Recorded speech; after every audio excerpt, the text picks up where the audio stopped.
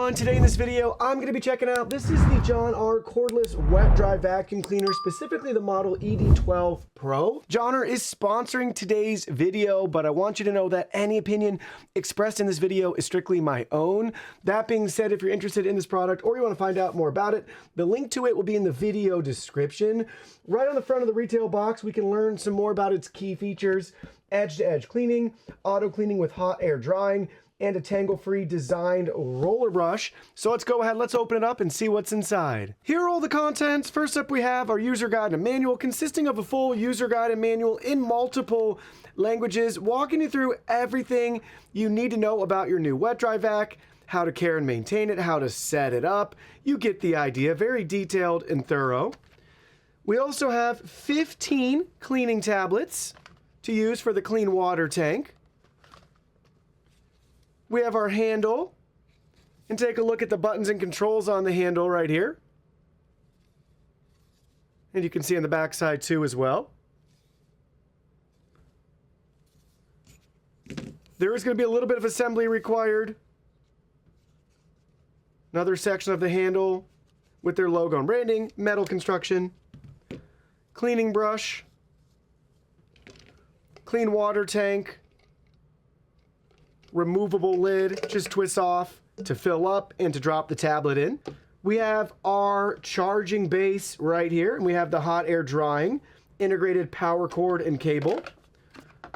Take a look at this from all different sides and angles. There's a look at the back side, product info for those interested. Look at the underside, charging contacts right there, and a warning label on it for the heating element down here. And last but definitely not least, the rest of our wet dry vac. Let's look at this in more detail. Starting with the top, this is where the handle's going to be installed, and this is where the clean water tank's going to go. Looking at it from the very front right here, we have our display. We have our dirty water tank, letting us know when it's full with the max indicator line on the side. We can also open this up, right? So we got our filter that can come out and the whole lid. We can remove the filter. It's washable and reusable. Just a nice foam filter here. Comes right out. There's a look at it with the filter removed. And there's a look inside. And here's a look with the dirty water tank removed. Now looking at the very bottom, we have our main brush roller here with an open tab to remove a cover, to get access to the main brush roller, to clean, maintain, and replace as needed. Same with the top of this lid here. Take a look at the main roller. See it from the side and the other side. Head on. Now we can look at it underneath. So our two main wheels and then two smaller wheels here to guide it along. For those interested to remove the roller, just grab it and you can pull it out to remove. Very easy. Here's a look at it with the roller removed. Top-down view. The other side. And looking at it from the back side here at the very bottom, we have our charging contacts. Up towards the top, we have additional product info and a warning to not lay the unit completely flat out. Now let's go ahead, let's get the handle installed. So if you notice on our handles on both sides, we have USB ports. It's just going to use USB to connect to each other, which is really interesting in a design I haven't seen before. But basically we're going to take this piece and we're going to attach it to this piece up at the top here. And we have a little cutout channel here that's going to match with that notch on the handle. So that's how you're going to know you have it lined up properly. It's going to fit only one way. See, it won't fit that way. So it's only going to fit one way here with that notch. And then it's just going to slide right in place. Just like that, it clicked right in. Now we take the bottom piece that has the blue USB port, and if we look down in our unit here, we're going to be able to connect it to that blue USB port. So we're going to make sure that we have everything lined up properly, and you're going to want this portion of the handle being out and over the unit. So this portion is going to line up with the main brush roller and extend out. So that's how you're going to line this section up with the hole. And again, there is a notch on the inside, so if that doesn't make sense, this notch lines up right there, so there's only one way this will fit. But it's going to be handle over the brush. So line it up, and now we just work it into the unit. There we go. It just snapped right in place, we now successfully have the handle installed. Now it's time to fill it up and try it out.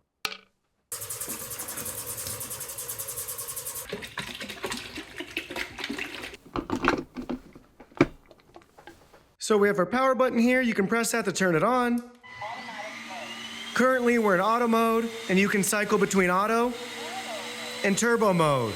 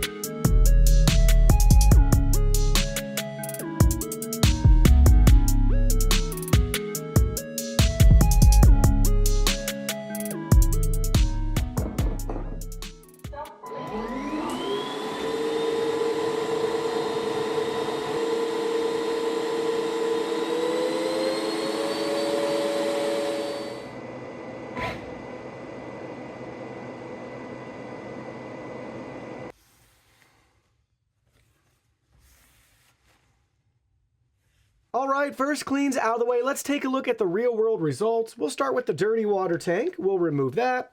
We'll look here at the filter. We do have some hair starting to accumulate there, so make sure you wash and rinse that as needed. Same with our mesh screen on the inside there. We're starting to see some debris collected, so the filter's doing its job. Same with inside, some pet hair, a couple of Christmas tree needles there. And then we can just gently pull the lid out to reveal more pet hair needles, some crumbs from around my house. Just kind of get all that off of there. You'd want to rinse this out. Take a look at everything starting to collect there around the seal. So just give that a good rinse when you're emptying the tank. And then we got our pet hair, our floaters, some debris on the sides. We'll dump that dirty water out to give you a better feel for what this is vacuuming up and mopping up around your house. A lot more contents down in the bottom there. And then you can see our disgustingly dirty water here with a lot of Christmas tree trimmings floating around in there. Moving along, I thought we'd look at the brush roller. So up at the top, just typical hair and dust starting to accumulate. We can pop open the cover. And same thing, we have some hair on the inside of the cover, so make sure that you're wiping that down or rinsing this off every once in a while as well. And then that brush roller, nice and dry, and it looks very, very clean. Here's a close-up of the brush roller from all sides and angles. As you can tell, it looks brand new still, really clean, no discoloration or staining or anything visible so far. And then looking at a close-up of where the brush roller installs, everything looks good so far, just some hair starting to accumulate, so make sure every once in a while you're keeping an eye on this as well too, to wipe down and detangle as needed.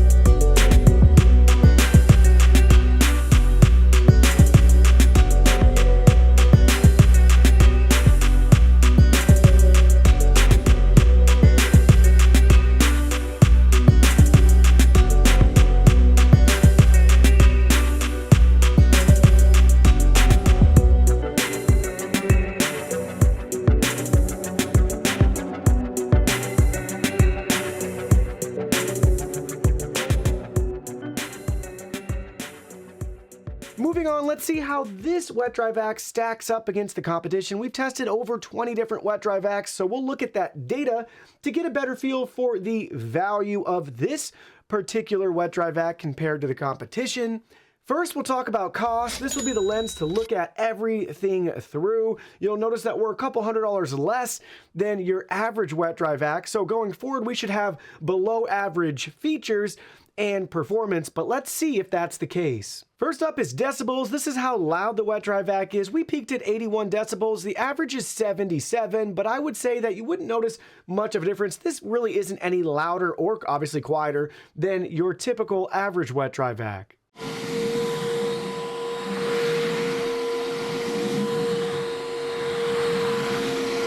Next is in-use airflow. This is measured in FPMs. For this result, the higher the better. We are about 70 FPMs below average. Same thing for in-use suction. This is measured in kPAs. We're about 0.55 kPAs below average. And that theme continues with rated power measured in watts. We're about 100 watts below average. Battery life follows the same pattern here. We're about 6 minutes below average in regards to runtime, but again, you got to factor in how much are you paying for these features, and we're still pretty close to that average. And no surprise here, the reason we have that below average runtime is going to be due to the smaller internal battery, 2600 milliamp hours compared to the average of 3700. But some good news here, we have a extra large clean water tank, 850 milliliters compared to the competition, which only has a 780 milliliter tank. That means that you're going to make less refills to your sink. Dirty water tank, on the other hand, is going to be below average by about 200 milliliters, just a little bit shy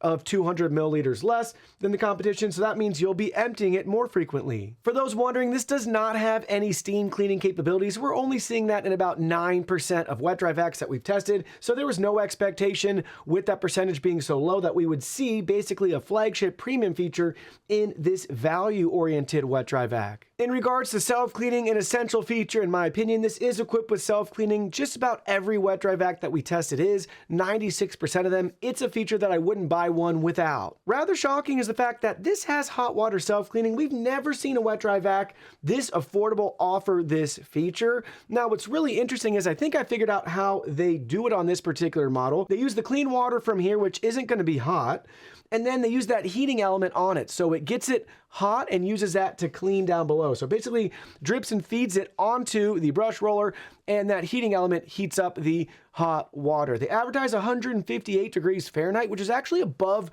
average. I have no way to truly verify that. I thought it was interesting though in our testing with our FLIR camera that typically only the center of the brush is warm and hot.